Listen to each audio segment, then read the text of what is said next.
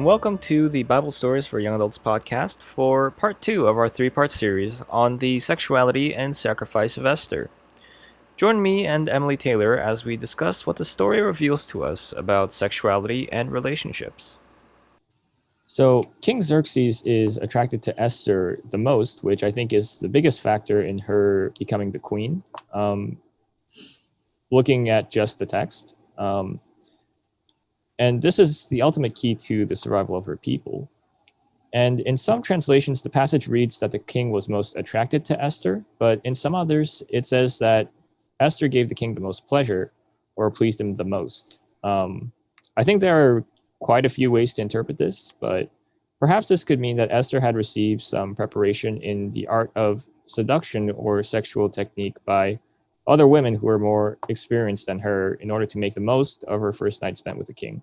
The fate of their people was at stake after all, and it takes a village to make a queen. So how did this part of the passage speak to you?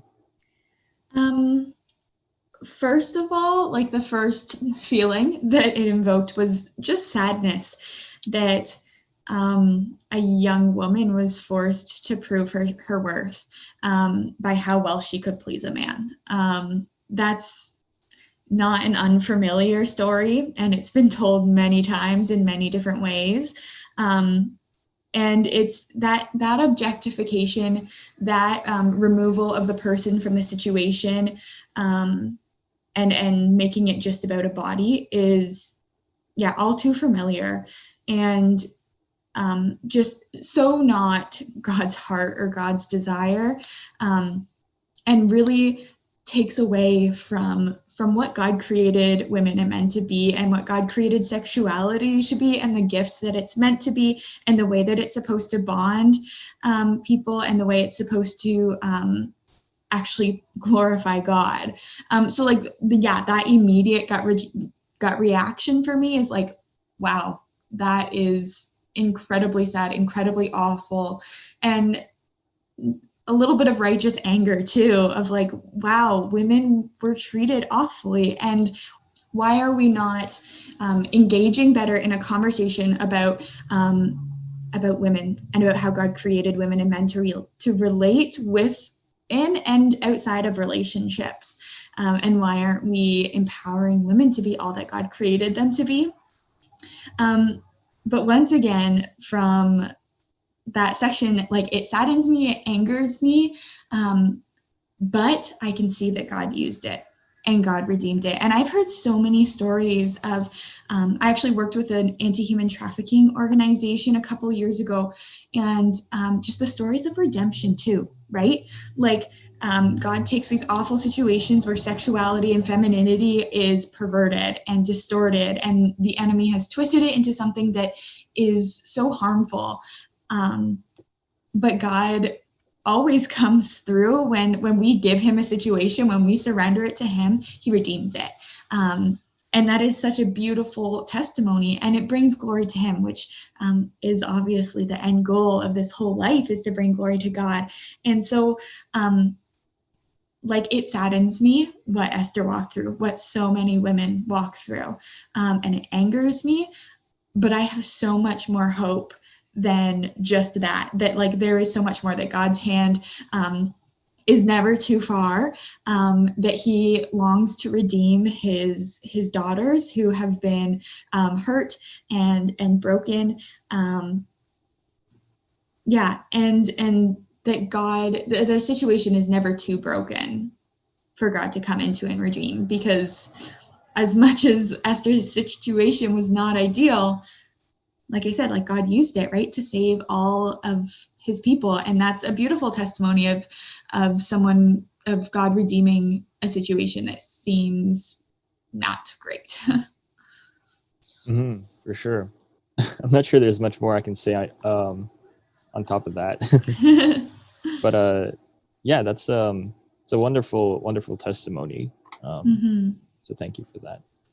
It is also written that Esther won the favor of all who saw her, which also means that Esther put some thought into her conduct and experience, going back to the character that Mordecai built in her. So while it is true that Esther's quality of life probably would have been better than if she were not the queen of Persia. I think it is worth noting the price that she had to pay in order to live that life, which was being the wife of a man whom she did not necessarily choose as much as she was chosen by him. Not because of her being her, but because of her body.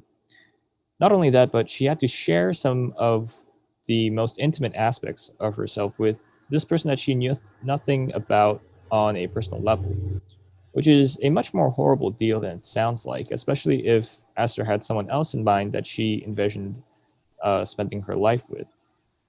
Esther is described multiple times as being a young woman, but it is unclear as to exactly how young.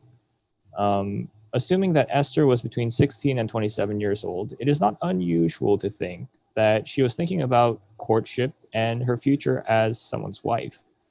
Do you think Esther had perhaps a special person in her life that she had romantic feelings for at the time? I think that Esther was a young girl, and so yes.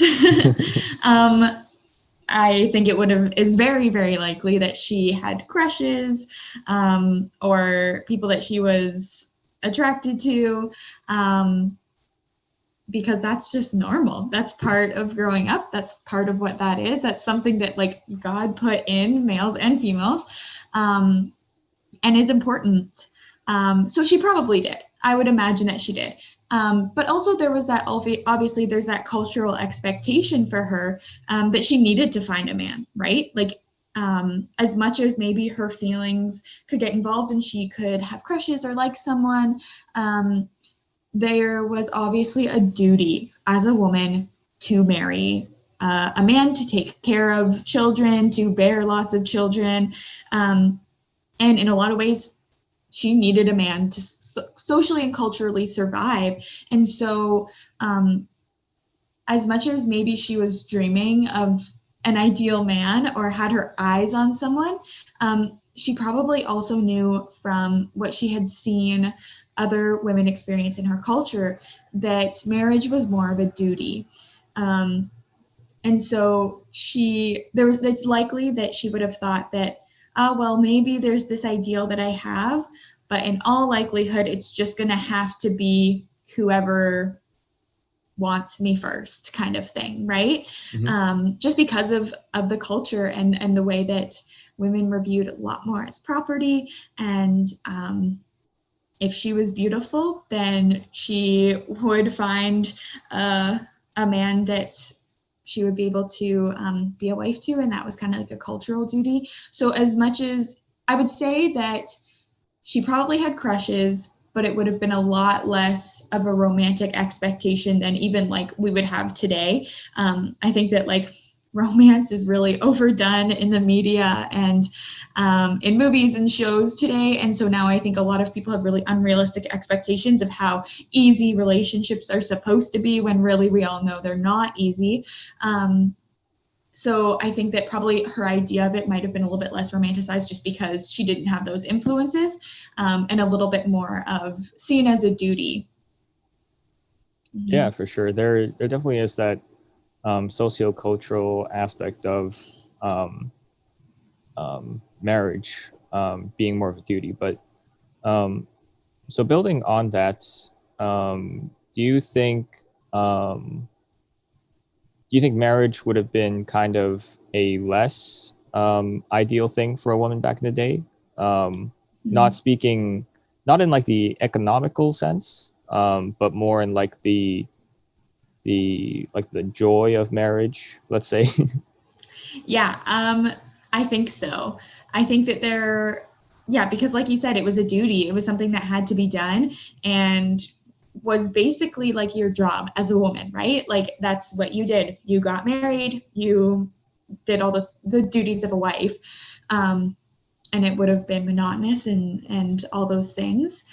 So yeah, there would have been a lot less of that like excitement and joy, I think, than like now today, especially in the Christian culture, when you see a man and a woman come together and you know that they are both loving and pursuing Jesus and desire that for the marriage and for God to be honored in the marriage. Like there's so much joy in that because that's what God designed marriage to be. And not like marriage isn't supposed to be a business contract, right? Mm-hmm. It's this really spiritual, important covenant made before God. that holds so much weight and can be used as a weapon of destruction or of an incredible vessel of love and grace. And so, yeah, I do think that there probably would have been less of that joy because, yeah, it was just what we do. And I mean, marriage still, like, I kind of have a bone to pick with the church about how it handles marriage and how marriage is still, in a lot of ways, even in North American culture, seen as a be-all and end-all for Christians. And that if you're not married, then there's something wrong with you. And the church doesn't really honor single people in the way that it should. But that's a little bit of a tangent. But yeah, I think that like God designed marriage to be such a beautiful, joyful, powerful thing. And yeah, I don't think that's exactly what Esther experienced in her relationship with the king. Yeah, definitely not. So once Esther learns of the fact that Haman is trying to kill her people from Mordecai, she is at first hesitant to do anything about it. And of course, this is because of the fact that she is to die if she visits the king without invitation. And the only way she would survive the encounter would be if the king decided to show mercy to her. So that's definitely not the ideal model of marriage. No. However, Esther changes her mind after Mordecai says something very specific. Do not think because you are in the king's house that you alone of all the Jews will escape. For if you remain silent at this time, relief and deliverance for the Jews will arise from another place, but you and your family's house will perish. And who knows but that you have come to your royal position for such a time as this. So at first glance, it seems as though Mordecai is simply saying, do you really think you alone can survive the annihilation of the Jews? But I don't think this is his entire message. His line here is a crucial part of the story because it is the only part in the whole book of Esther that even remotely hints at the work of God. Mordecai reminds Esther of the existence of God and the covenant that he made with his people all through this one line. Even if Esther does not do anything, God will keep his promise with or without her. Just the faithfulness of God, I think, is so, like, very, very poignant in this story, for sure. Even though God's name isn't mentioned once, you see his fingerprints all throughout the story. And yeah, I think it's really interesting that Mordecai notes that, like, even if you do nothing, somehow God's going to save us. But like, I think you're supposed to do something. But like really encourages her in that it's like it's not all on you. Like God's got this. And he's going to, if you choose to act, God's going to use you. What's that saying? He equips, God doesn't call the equipped, he equips the called. Did I say that right? I think. Yeah, I think so. But yeah, just that like God's gonna do what he's gonna do, and we can't stand in the way of his plans. I mean, maybe we can slow them down a little bit, or maybe they won't happen exactly the same way. But like ultimately, God's sovereign, and he invites us to walk in those plans with him and to take part in those plans, which is just like a beautiful image of his love and grace towards his people. But ultimately, like we can't stand in the way, and God's going to do what he's going to do. And what he's going to do is good because he's a good God. And just not doubting that. I think throughout this whole book, like Mordecai has this like, it's never like explicitly said, but you just get the sense that he trusts what God is going to do is going to be good, and that God's not going to let his people down. And that's such an incredible lesson that we can take from this book of like we're all facing different things, and there are some hard things in this world right now and in individuals' lives, but like God's not going to let us down. He's not going anywhere. And that's just a beautiful testimony. Thank you for joining us on the Bible Stories for Young Adults podcast for part 2 of our 3-part series on the sexuality and sacrifice of Esther. Join us next time where we continue our discussion and talk about the dramatics and ironies in the story of Esther. See you later, because it's never goodbye. God bless.